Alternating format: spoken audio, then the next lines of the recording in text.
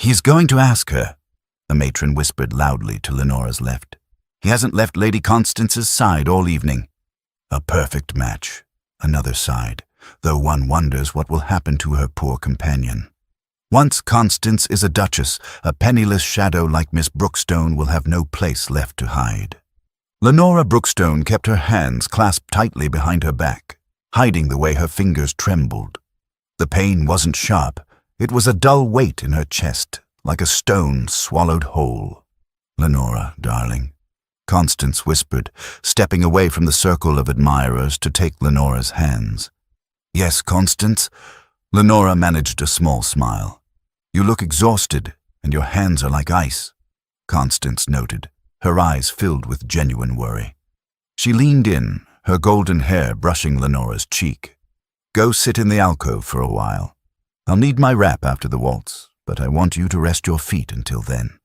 "I'm fine, truly," Lenora lied, though her throat tightened at the kindness. "She is my only friend in the world, and I am a traitor for wanting the man holding her hand." "I won't hear of it," Constance insisted, giving her fingers a playful squeeze. "Sit. Hide behind the ferns if you must. I shall find you when the music stops." Lenora nodded, retreating to the edge of the room where the shadows were deepest. She was a girl of noble blood, but no coin, kept only by the grace of the Fairley family, and every kind word from Constance felt like a debt she could never repay. "Miss Brookstone?" The voice stopped her heart. She froze, turning slowly to find Arthur Weatherford, the Duke of Solihull, standing terrifyingly close. "Your Grace," she managed, sinking into a curtsy that felt clumsy. "I did not see you approach." "You were leaving," he said, his grey eyes locked on hers with a startling intensity. "The waltz has only just begun." I have a headache," Lenora whispered, her gaze dropping to his perfectly tied cravat.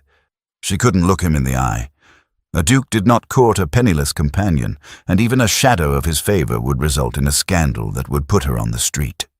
"A headache," Arthur repeated, his voice dropping to an intimate, grave register. He shifted his weight, subtly placing his broad shoulders between her and the prying eyes of the matrons. "Or perhaps the room is simply too loud. You flinched when the trumpet started." Lenora looked up, her breath catching. "You noticed?" "I notice a great many things, Miss Brookstone." For a second, the air between them crackled. Arthur took a step closer, the scent of sandalwood and cold night air clinging to his coat like a physical touch. He looked at her with a desperate kind of frustration, his hand twitching at his side as if he wanted to reach out, but the world wouldn't let him. "There you are, Arthur." Constance appeared at his elbow, breathless and beaming as she tapped his arm with her fan. "And Lenora, you look pale, darling. Is the heat too much?" The connection snapped. Arthur's expression smoothed into a polite, impenetrable mask as he glanced toward the matrons watching them from the shadows. "Miss Brookstone was just retiring," Arthur said calmly. "I believe the noise is distressing her." Lenora felt a sharp sting of rejection, blinded by her own insecurity to the fact that he was rescuing her from the gossips. "Of course," she whispered, forcing a smile that felt like glass cutting her lips. "Enjoy the dance." She turned and fled, her head held high until the carriage door slammed shut, cutting off the sounds of the ball. 2 hours later, Lenora sat in the quiet drawing room of her family's rented townhouse, the fire dying in the grate. "Miss." The butler, Higgins, stood in the doorway holding a small silver tray. "A package arrived for you, miss," Higgins said, his voice a low rasp in the silence. "A footman delivered it just now." Lenora frowned, her fingers hovering over the brown paper. "At this hour? For me?" "Yes, miss." Higgins set the tray on the low table and retreated. Her fingers trembled as she undid the string and lifted the lid to find a pocket-sized edition of sonnets from the Portuguese bound in soft blue leather. She gasped, the leather cool and smooth against her palms. "Who?" she whispered to the empty room. She opened the cover. No inscription. Just a single dried sprig of lavender pressed between the pages, the same flower she had tucked into her hair that night. Her heart raced as she traced the spine, but then the scent hit her. It didn't smell of a bookshop. It smelled of sandalwood and cold night air. Lenora closed the book, pressing it to her chest as a tear slipped down her cheek, hot and fast. To be seen by a stranger felt like an insult when the only eyes she wanted were currently smiling at her best friend. The air inside the conservatory was thick, humid and heavy with the scent of damp earth. Lenora Brookstone stood by a wall of white jasmine, the heat making the fine hairs at the nape of her neck damp against her skin. Arthur did not fidget. He turned to her, his posture relaxed, but his gaze felt like a physical weight she could feel even when she refused to look up. "You are quiet today, Miss Brookstone," he noted. "I have little to say that would interest a duke," Lenora deflected. She reached out to study a waxy petal, her pulse thumping a frantic rhythm against her collarbone. "Try me," Arthur challenged softly. "I find I am often bored by the things that interest dukes.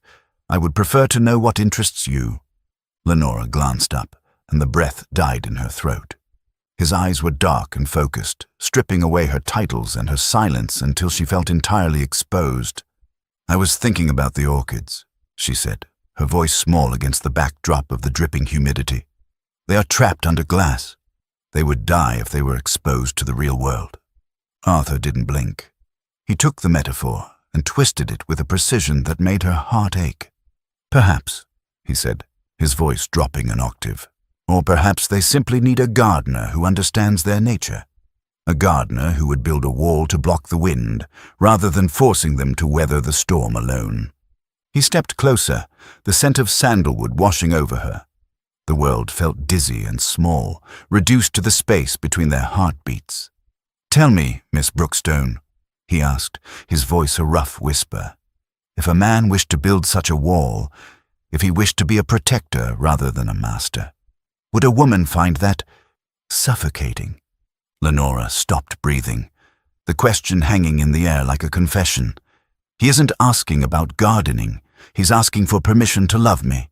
"I cannot speak for all women, Your Grace," she whispered, fixing her eyes on the silk of his cravat to avoid the world his grey eyes offered. "But if you are asking for Lady Constance, I believe she would find it everything." She used her friend's name like a shield, a reminder of the barrier that stood between a duke and a shadow. Arthur held her gaze, a flash of pain crossing his face before he crushed it behind a mask of noble stoicism.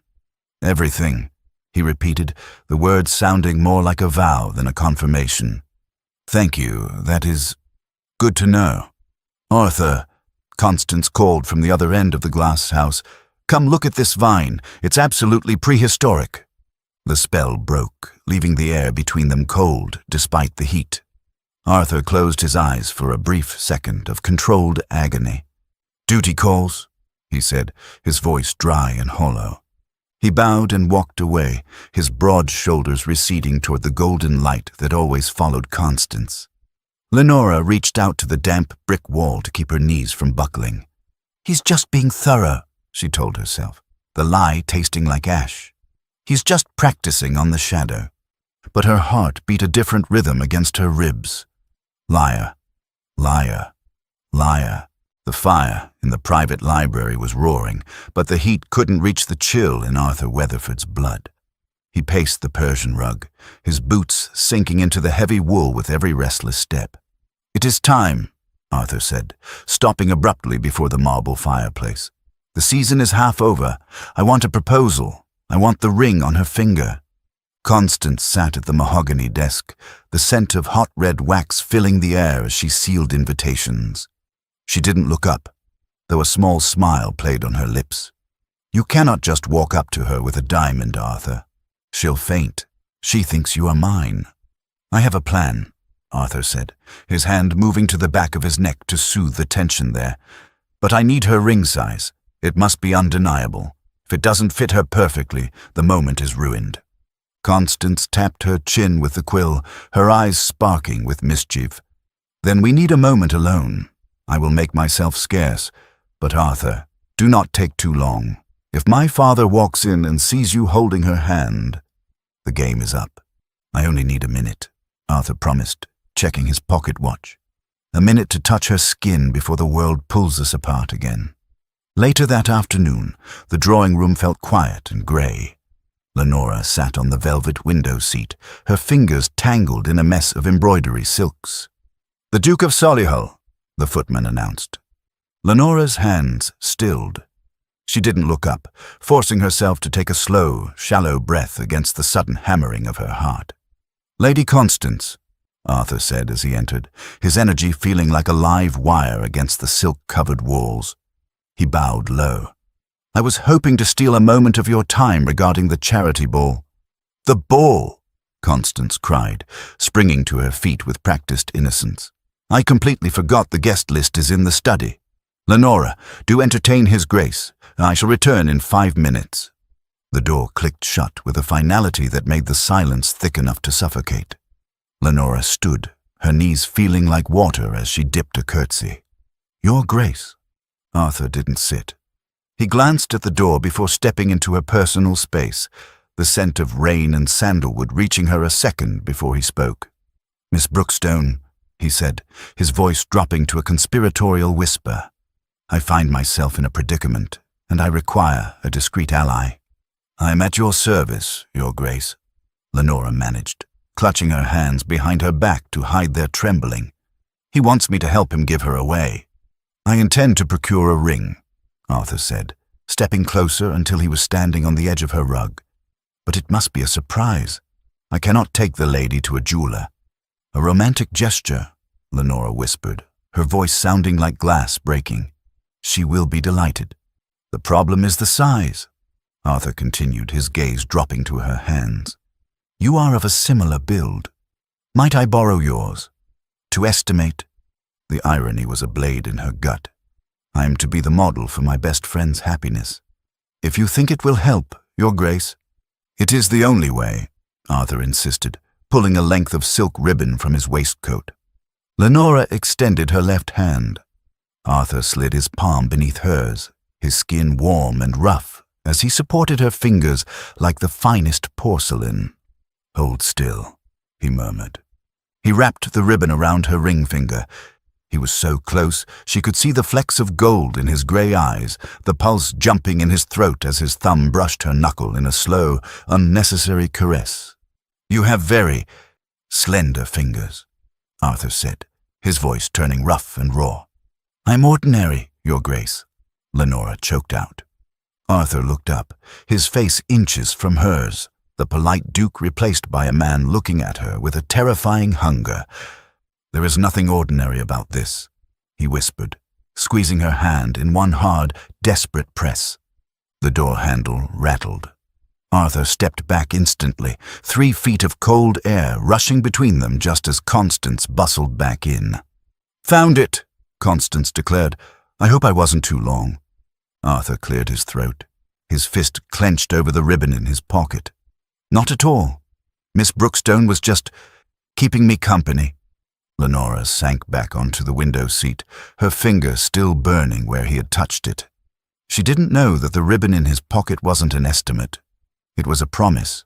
The pile of letters hidden beneath the floorboards of Lenora's wardrobe had grown to 4. She read them every night, but today she risked opening the newest one in the safety of the dressing room while Constance greeted a milliner downstairs. Lenora sat on the floor, the cream-colored paper trembling in her hands. This letter was a confession of hunger. "I wonder about the small things," she whispered, reading the writer's scribbled words. "The things that make up a life. I wonder if you like the rain, or if you only tolerate it because you are English." Lenora's breath hitched. "He sees the things I don't even see myself." "Do you like strawberries?" she continued, her voice trembling. "I imagine you do. They are sweet, but they stain the fingers. A beautiful mess. I should like to buy you a basket of them just to watch you eat one." Lenora let out a wet, choked laugh, the sound echoing in the empty room. "He wants to watch me eat. He wants the mess. Until then, know that every time I adjust my cravat, which makes me look like a stuffed goose, I'm doing it for you." "You are crying," a voice said. Lenora gasped, shoving the letter into her pocket so fast the paper crinkled. Constance stood in the doorway, her silk skirts rustling as she leaned against the frame. "No, my lady," Lenora stammered. standing quickly. "I only had something in my eye." "You were reading a letter," Constance said, her eyes sharp with curiosity. "And you were smiling and crying. That is a dangerous combination, Lenora." Lenora looked down at her slippers. She couldn't lie, not when her heart was still vibrating from the words on the page. "It is from a friend. He makes me laugh." "Do you love him?" Constance asked softly. Lenora touched the paper through the fabric of her gown. "He sees me, Constance. He doesn't care that I am a companion. He feels safe. I think I could love him because he belongs to me." "And what of the Duke?" Constance pressed. Lenora stiffened, the corset bones digging into her ribs. "The Duke, my lady." "I see how you look at him," Constance said, her voice dropping to a serious tone. "You stop breathing when he enters the room. Tell me the truth. What do you think of Arthur?" Lenora summoned every ounce of loyalty she possessed, forcing a bright, supportive smile. "I think he is magnificent for you. He will make you a wonderful husband. I can see it. You will have beautiful children." "He sounds perfect," Constance said dryly. "He is perfect," Lenora insisted, grabbing Constance's hands. "Any lady would be blessed to have him, but he is yours. He belongs to the sun." An hour later, Constance found the Duke in the private library. He was standing by the window, looking out at the grey London sky as if he could command the sun to appear. "Well?" Arthur asked, not turning around. "She is a fortress," Constance said, pouring herself a tea. "She listed your virtues like she was selling a prize stallion. She said you were perfect. For me." Arthur winced, his broad shoulders tensing under his coat. "She pushes me away." "She protects me," Constance corrected. "But she showed me the letter, the one about the stuffed goose." Arthur groaned, his hand going to his cravat. "Do not mock my poetry." "She said the writer makes her feel safe." Constance dropped the information like a bomb. "She mentioned strawberries. She seemed quite taken with the idea of a basket of them." Arthur went still. A slow, determined smile spread across his face. "Then tomorrow, the Duke will just have to become a little more like the writer." The following day, the sun finally broke through the clouds. Lenora was serving lemonade on the terrace, the air smelling of cut grass and impending heat. "It is a beautiful day," Arthur commented. He reached for a glass, his fingers brushing Lenora's, deliberate and lingering. "It is," Constance agreed, "though I am famished. Did you bring the biscuits?" "I did better," Arthur said, his eyes never leaving Lenora's face. He reached down and lifted a woven basket onto the table. It was piled high with bright, red, ripe strawberries, the scent of them sweet and heavy in the warm sun. Lenora froze, the pitcher of lemonade trembling in her hand. "Strawberries. I saw them at the market," Arthur said, his voice dropping to that deep, resonant tone of the letters. "They looked messy, but sweet. I thought we might enjoy the mess." He didn't offer the fruit to Constance. He turned to Lenora, holding one out, the red juice staining the tips of his fingers. "Miss Brookstone," Arthur said, his grey eyes searching hers. "Will you try the first one? I must ensure they are sweet enough for the ladies." Lenora stared at the berry, her heart pounding like a drum against her ribs. The letter, the mess, the stain. "He wants to watch me eat one." I'm fond of strawberries, Your Grace," she whispered, her voice barely audible. "I had a feeling you might be," Arthur said softly, his eyes warm and pleading. She took the fruit, her fingers grazing his warm skin. As she bit into it, the sweetness exploded in her mouth, a burst of summer and truth that brought hot tears to her eyes. Arthur watched her eat, looking like a man who had finally found his way home. Lenora swallowed, the taste lingering like a vow. It wasn't a coincidence. The strawberries tasted exactly like the words in her pocket. Lady Jersey's ball was a suffocating crush of silk and heat. Lenora stood near the perimeter, her dove-grey silk gown making her a shadow among the glittering diamonds of the dance floor. "Miss Brookstone," a voice purred. Lenora turned to find Lord Blackwood blocking her path, his dark eyes scanning her with a cold, hungry precision. My lord, Lady Constance is currently dancing with the Duke. I'm not looking for Lady Constance, Blackwood said, stepping into her personal space until she was trapped against a cold marble pillar. I'm looking for you. You look wasted here. I am content, my lord, Lenora said, her chin lifting. I am a wallflower by necessity, but I am still a gentlewoman. A beautiful woman should not be content with the shadows, Blackwood murmured. He reached out, his fingers grazing the stray curl at her neck. I have a quiet townhouse in Chelsea. You would be the center of attention there, for a price. Lenora froze, the insult cutting deeper than any blade. Please let me pass, she whispered, looking frantically for Constance through the crowd. Don't be coy, Blackwood sneered, his grip tightening painfully on her bare arm. You are a penniless spinster, Lenora. Who is going to object? The Duke is too busy with the diamond to care about the pebble. Lenora gasped, the panic flaring in her chest as his fingers dug into her skin. Then, the air in the room seemed to shatter. Release her, a voice snarled. It wasn't the Duke's polite tone, it was a guttural animal growl. Arthur stood there, his jaw clenched so hard, a muscle jumped in his cheek, his eyes black with a terrifying fury.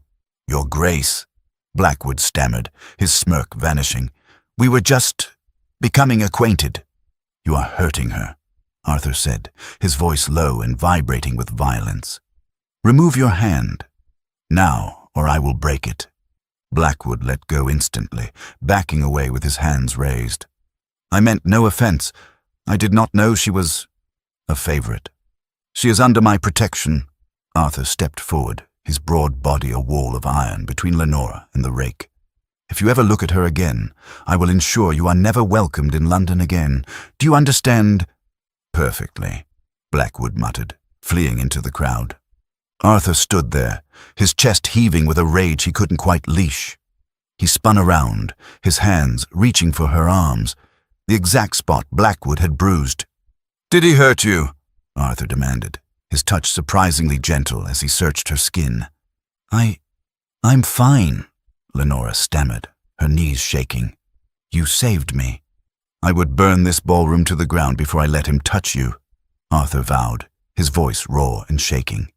Lenora stopped breathing, the heat coming off him overwhelming her senses. That wasn't duty, that was the writer. Arthur! Constance's voice cut through the fog. She hurried over, her eyes darting between Arthur's wild expression and Lenora's shock. People are staring. You look unwell. Arthur let go of Lenora as if she were fire, his mask slamming back into place with trembling hands. My apologies. Lord Blackwood was inappropriate. I merely defended the honor of your household, Lady Constance. Of course, Constance said loudly for the benefit of the gossips. Lenora, go to the carriage. You look faint. Later, in the dark silence of the carriage, Arthur sat opposite Constance, his fist clenched so hard the leather of his glove strained. You almost ruined everything, Constance whispered. He touched her, Arthur hissed, the rage still simmering. He treated her like a whore because she has no husband to claim her. Soon, Constance promised, reaching out to stay his hand. But tonight, you scared her, Arthur. Arthur closed his eyes, leaning his head back against the velvet. I know. He knew he had lost the right to speak to her. He couldn't go to her room. If he wanted to reach her, he would have to use the only voice she trusted. He would have to write. The rain had been falling for 3 days, turning the streets into rivers of grey sludge. Inside Fairlea House, the air was heavy with the scent of wet wool and dying lilies. Constance sat in the yellow drawing-room, staring at the clock on the mantelpiece. Tick, tick, tick. Every second felt like a lie she was forced to breathe. When the doors opened, she didn't smile. She just pointed to the hard wooden chair opposite her. Close the door, Arthur. Arthur complied, looking exhausted, the circles under his eyes like dark bruises. The performance is slipping, Constance noted, her voice steady. I know, Arthur rubbed his face, his jaw tight. But every time she lowers her eyes because she thinks she isn't worthy to look at me, I want to scream. And that is the problem, Constance countered. At the ball, you looked ready to murder Lord Blackwood. People are saying the Duke is unhinged. I built a fortress of lies to keep her safe, Constance. Arthur snapped, his voice hard. If I had courted her openly, her father would have sent her to Yorkshire to scrub floors. Well, the fortress is crumbling, Constance said brutally. If my father sees the way you look at her now, he'll think she seduced you. He will ruin her. Arthur went still, the truth hitting him like a physical blow. I have done my part, Constance continued, her voice softening, but I cannot do it anymore. She thinks I love you, Arthur. She is pushing you toward me because she is loyal. She is perfect, Arthur whispered. She is miserable, Constance corrected. The time for buying safety is over. Now, we are just buying pain. Arthur looked at her, his eyes wide with a rare terror. So what do we do? If I stop coming, I lose her. No, Constance said with a sudden, frightening resolve. I'm going to break it off. I will tell my father you are cold. I will set you free. He will be furious, Arthur warned. Let him be, but once I release you, you cannot hesitate. You must catch her before she falls. Upstairs, Lenora sat on the window seat, clutching a book she wasn't reading. She could hear the muffled, intense murmur of voices from the drawing room. Are they fighting? A wave of sickness rolled through her. If they are unhappy, it's my fault. I wished for his love, and now my selfishness is poisoning my friend's heart. The library door groaned open. Arthur walked out, putting on his gloves with jerky, angry movements. He stopped dead when he saw her on the landing. Your Grace, Lenora whispered, standing up. Arthur looked at her, and for the first time he didn't check to see who was watching. It is almost over, he said. What is almost over? Lenora asked, her mind spinning. The rain, Arthur lied. But his eyes were screaming of the waiting and the distance. He took a step toward her, his hand twitching as if to trace her jaw. Do not lose faith, Miss Brookstone. Sometimes the darkest part of the night is right before the dawn. He bowed low, as if she were a queen, and disappeared down the stairs. That evening, the 6th letter arrived, creased and worn as if carried in a pocket for hours. Lenora sat by her candle, her heart hammering as she read the confession. I am tired of wearing a mask, the writer had scribbled. I built a wall to keep you safe, but the wall has become a cage. The distance is a lie. The wall is made of paper, and very soon I'm going to strike a match and burn it all down. Lenora read the words 3 times, her breath hitching. Wait for me in the ashes. The pieces were locking together. The Duke's dawn and the writer's match were the same flame. But instead of joy, a terrifying thrill of danger shot through her. If a Duke burns down a wall, someone always gets hurt. And she feared, more than anything, it would be Constance. 2 days after the burn the wall letter, the explosion finally happened. It was Tuesday. The day Arthur usually brought flowers for Constance, the day the house was usually filled with the polite, suffocating murmur of courtship. But today, the voices in the downstairs drawing room were raised in a way that made the fine china rattle. Lenora was in the library when the shouting started. She ran into the hallway just as the drawing room doors flew open. Arthur backed out into the foyer, looking pale and grim. Constance stood in the doorway, her face a mask of cold fury. Do not return, Your Grace, Constance announced, her voice ringing off the marble floors. We do not suit. I have told my father. It is finished. Arthur didn't argue. He turned, his gaze catching Lenora's on the stairs for 3 dangerous silent seconds before he walked out the front door. The house erupted. Lord Fairlie's screams echoed from the study, and the servants began to hiss in the shadows, but Lenora fled to her room, the world spinning. That night, a scratch at the door brought the 7th letter, the last piece of the puzzle. The wall is down, Arthur had written. Meet me? Tomorrow night, at the stroke of 10, in the conservatory. Lenora stared at the signature. Arthur. A wave of hot, suffocating humiliation washed over her. They knew. They both knew. She didn't think. She marched down the hall and threw open Constance's door without knocking.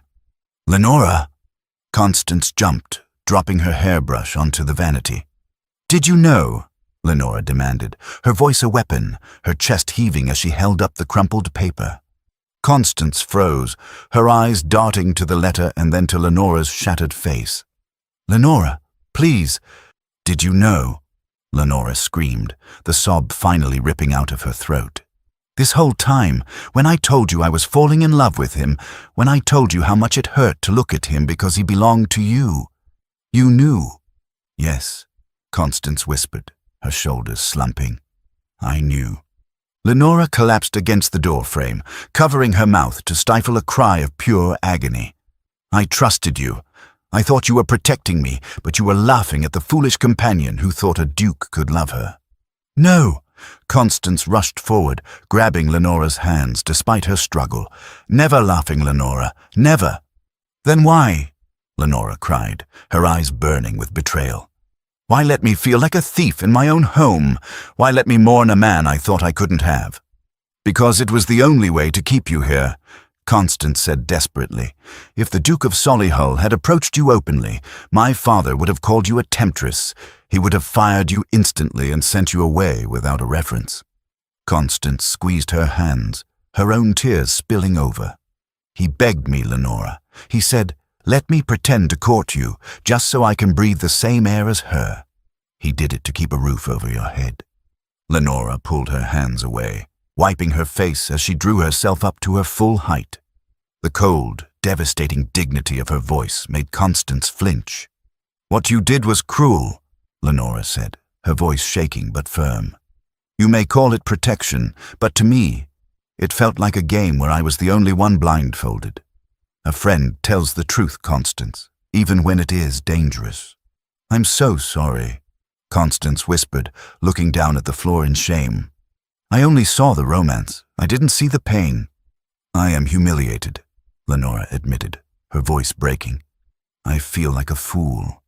You are not a fool, Constance insisted, reaching into her drawer to produce a brass key.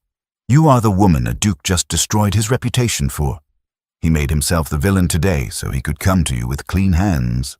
She held the key out, the key to the conservatory. He is waiting. He is terrified that you will hate him for the lie. Please, do not let his silence be for nothing. Lenora looked at the key, then at the letter.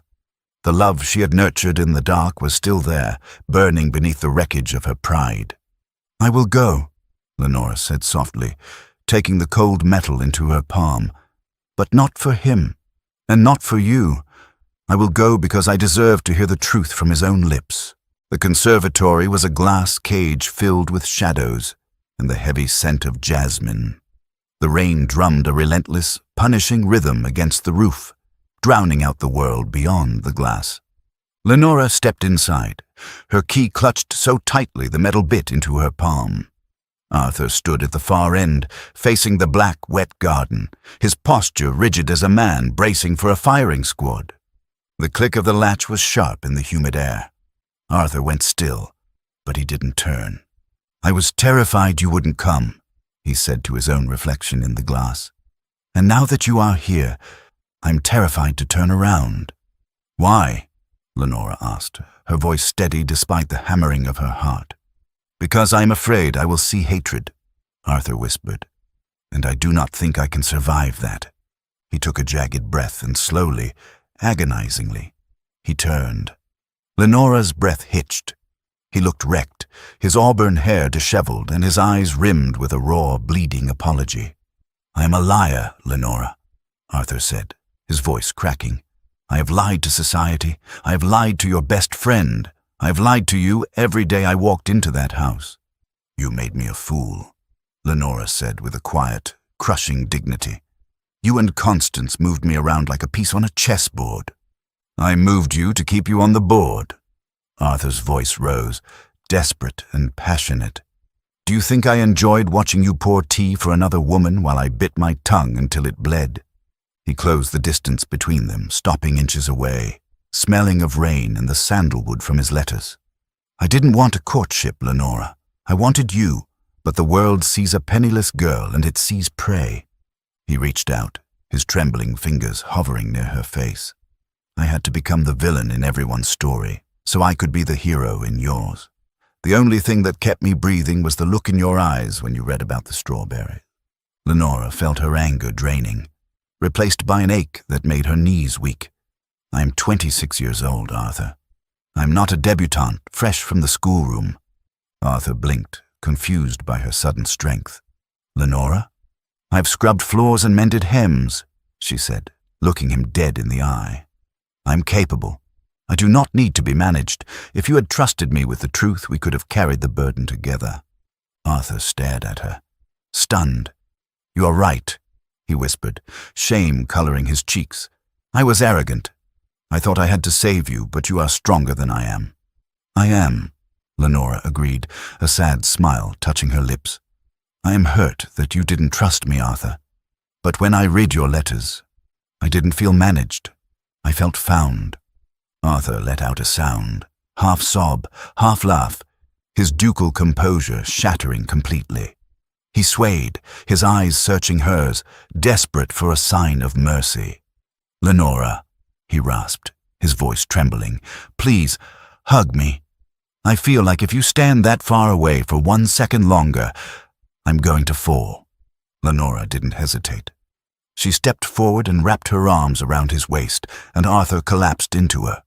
He buried his face in her neck, crushing her against him as he shook with the weight of his relief. There was no kiss. It was too raw for that. It was just two souls finally colliding in the dark, holding each other up while the rain washed the lies away. The rain had stopped, but the air in the conservatory remained thick with the scent of damp earth and the heavy silence of two people who had finally stopped fighting a war. Arthur didn't let go of her immediately. He held her until his breathing slowed, and when he finally pulled back, he stayed in her space, his hands cupping her face. His thumbs traced the wet tracks of tears on her cheeks. We cannot stay here, Arthur whispered, his voice steady with a cold, sharp determination. The sun rises in 6 hours. When it does, I intend to be the man who ruins Lord Fairlie's breakfast. Lenora managed a weak, watery smile. He will challenge you to a duel. Let him, Arthur said, his eyes darkening. I have wanted to shoot something for months. He dropped his hands and reached into his waistcoat pocket, pulling out a small velvet box. Lenora's heart stopped. It was the same pocket he had used for the silk ribbon weeks ago. You said you needed to measure it for Constance, Lenora started, her voice shaking. I never said it was for Constance, Arthur corrected gently. I said it was for the lady I intended to marry. I said it must fit perfectly. He clicked the box open to reveal an antique sapphire, dark as the midnight sky and surrounded by a halo of small, fierce diamonds. This is the Weatherford sapphire, Arthur explained, his voice hushed. It has been sitting in a vault, waiting for a woman with the strength to carry it. He took her left hand, the same hand he had memorized with ribbon, and slid the cold metal onto her finger. It settled at the base, fitting her perfectly. Will you do me the extraordinary honor of letting me love you in the light? He asked. Lenora looked at the ring, then at the man who had written her poetry in the dark. Yes, she whispered. Arthur pressed a kiss to the sapphire, sealing the vow. Good. Now we must move. I have a carriage waiting and my mother is expecting us. Lenora blinked, pulling her hand back slightly. Your mother? She told me if I didn't marry the girl with the green eyes, she would disown me, Arthur admitted with a grim smile.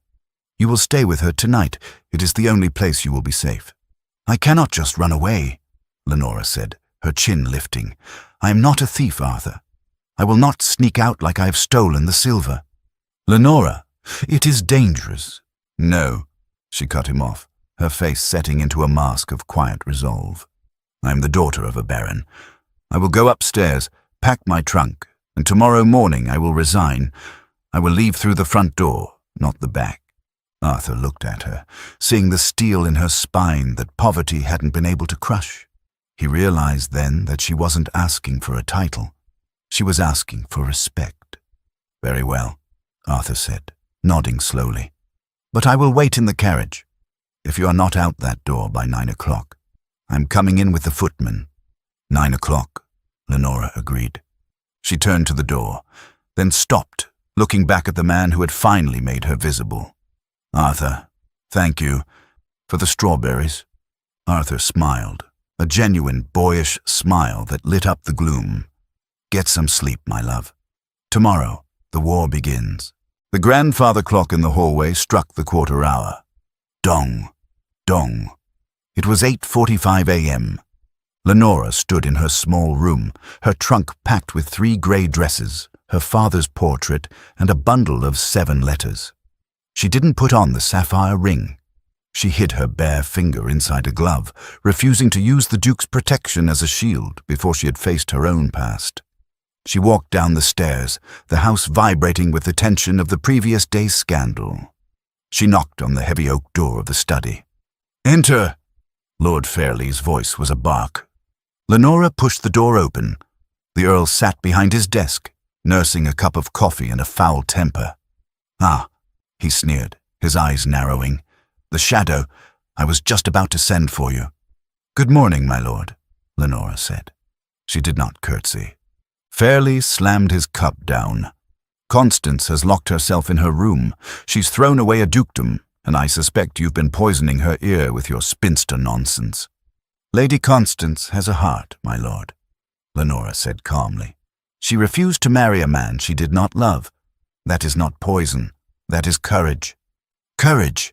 It is stupidity." Fairlie stood up, his face a mottled purple. "You are a leech on this family, just as your father was a leech on society." Lenora went still, the insult stinging, but it couldn't wound her. Not anymore. "My father died with his honor. He never forced a woman to marry for money." "You are dismissed." Fairlie pointed a shaking finger at the door. "Get out of my house. You will leave without a reference. Let us see how much honor you have when you are starving in the gutter." "You cannot dismiss me, my lord," Lenora said softly. "I just did." "No," Lenora corrected. "You cannot dismiss me because I resigned 10 minutes ago. My trunk is already in the hall." She looked around the dark wood and heavy curtains, the cage she had lived in for 3 years. "I thank you for the roof you provided, even if the price was my invisibility." "Good day, Lord Fairlie." Lenora walked through the foyer, leaving the sound of Fairlie's roaring behind. The butler, Mr. Henderson, opened the front door, and bright morning sunlight flooded the hall. "Shall I call a hackney, Miss Lenora?" Henderson asked kindly. "That will not be necessary," Lenora said. "I believe my transport is waiting." She stepped out onto the front steps. The street was busy, but every eye was fixed on the gleaming black barouche parked directly in front of the house. A ducal crest was painted in gold on the door, and 4 white horses stamped impatiently. Arthur stood beside the open door, ignoring the stares of the crowd. He snapped his pocket watch shut. 9 o'clock. You are punctual." The butler behind her gasped. Lenora walked down the steps, feeling the weight of the scandal that was about to break. But she didn't care. Arthur walked up to meet her halfway. He didn't bow. He took her gloved hand, tucked it firmly into the crook of his arm, and covered it with his own. "Is it done?" he asked quietly, leaning in so only she could hear. "It is done," Lenora whispered. "I resigned." "Good," Arthur said. He looked over her shoulder at Lord Fairlie, who had appeared on the steps, red-faced and sputtering. Arthur gave a curt, dismissive nod, a duke acknowledging a lesser man, and turned his back. "Come, my love," Arthur said, leading her toward the carriage. "My mother is waiting for breakfast, and she hates cold toast." He helped her into the velvet interior, ignoring the stunned silence of the street. As the door closed and the carriage lurched forward, Lenora looked back one last time. She saw Fairlie standing on the steps, his mouth open. She saw the house getting smaller. Arthur took her hand and stripped off the glove, revealing the sapphire ring sparkling in the sunlight. He kissed her knuckles, his eyes warm and triumphant. "You are safe," he promised, "and you are seen." The carriage ride was a blur of cobbled streets and silent, desperate hand-holding. When they finally pulled up to Solihull House, Lenora looked out the window at a palace of white stone. "She is terrifying, isn't she?" Lenora whispered. her thumb brushing the sapphire on her finger. "My mother?" Arthur laughed, a low rumble in his chest. "She is a dragon, but she has been complaining for 10 years that I am too boring. You, my love, are the most interesting thing I've ever brought home."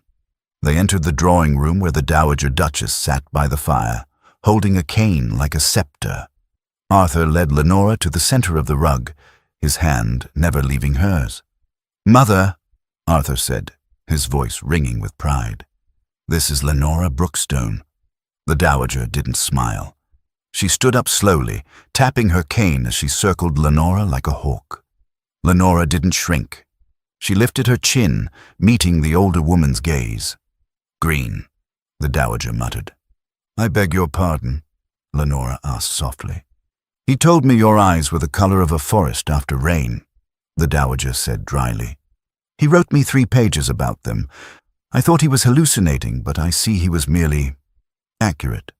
Lenora blushed, while Arthur feigned a sudden interest in the plasterwork on the ceiling. "You made a mess of it, didn't you?" The Dowager looked at Arthur. "The whole town is probably burning down. Lord Fairley will be calling for blood." "I don't care," Arthur said, stepping closer to Lenora. "Let it burn. My son has been a statue for 30 years, Miss Brookstone," the Dowager admitted, her expression softening. She pointed her cane at Arthur. "He looks alive today. He looks like a man who has finally woken up." She reached out and patted Lenora's cheek, a surprisingly gentle gesture. "You are welcome here. And if Lord Fairley tries to cause trouble, send him to me. I know exactly where his skeletons are buried." An hour later, they sat on a stone bench in the private garden, the high walls blocking out the noise of London.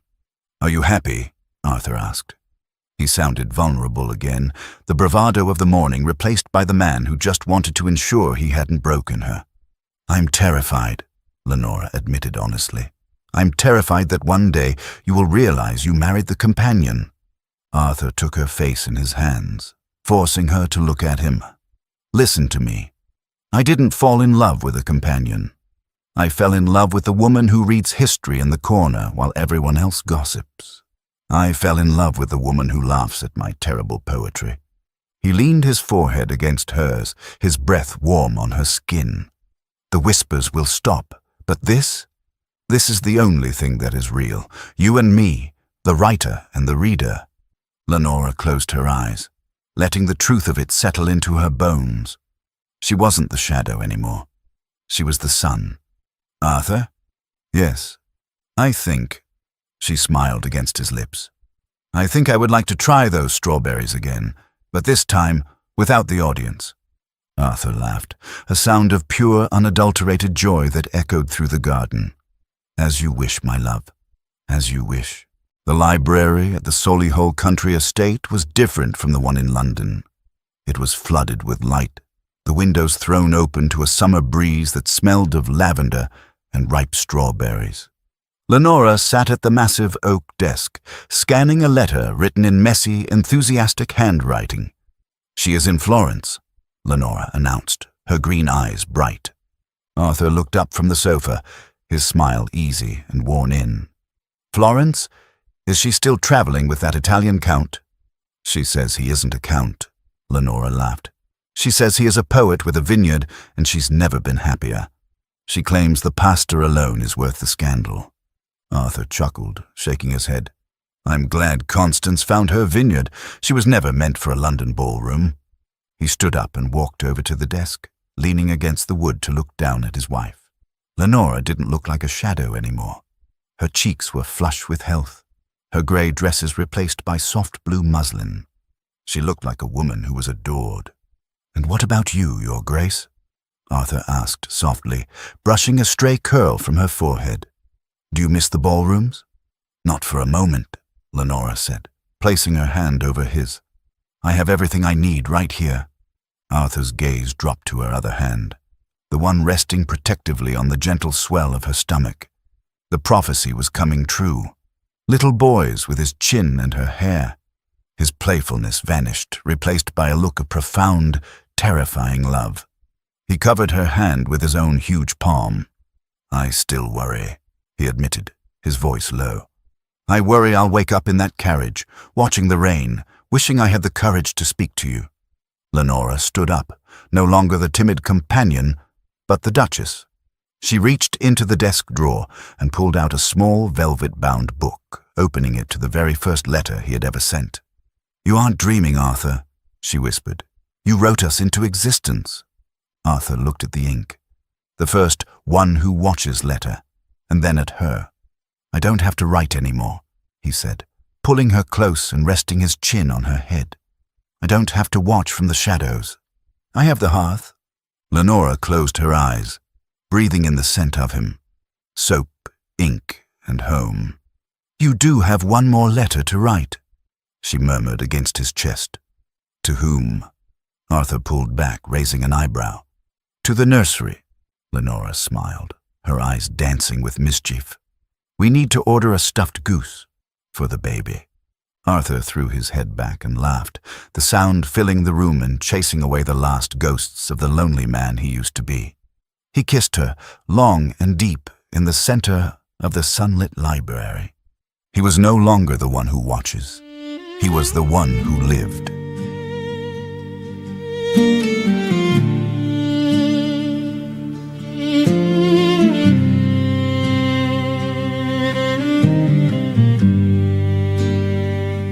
I watched you laugh beside her light, your shadow lean the other way.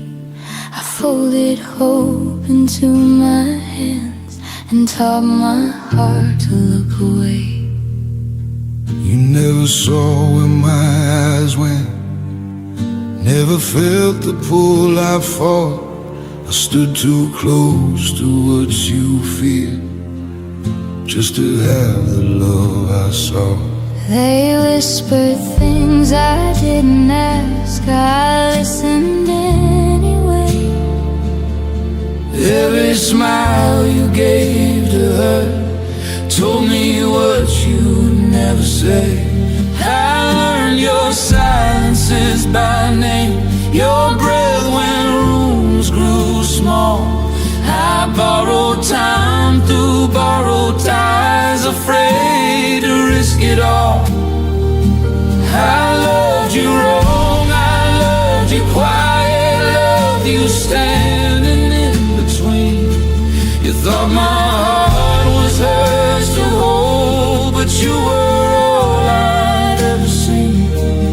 Every step I took toward her was just to stand where you would be. I loved you wrong, I loved you quiet, now hear the truth. You never touched my hand too long, never broke what felt so clear.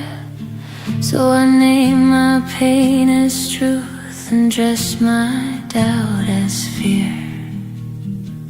If I'd spoken once, just once, I might have changed your mind.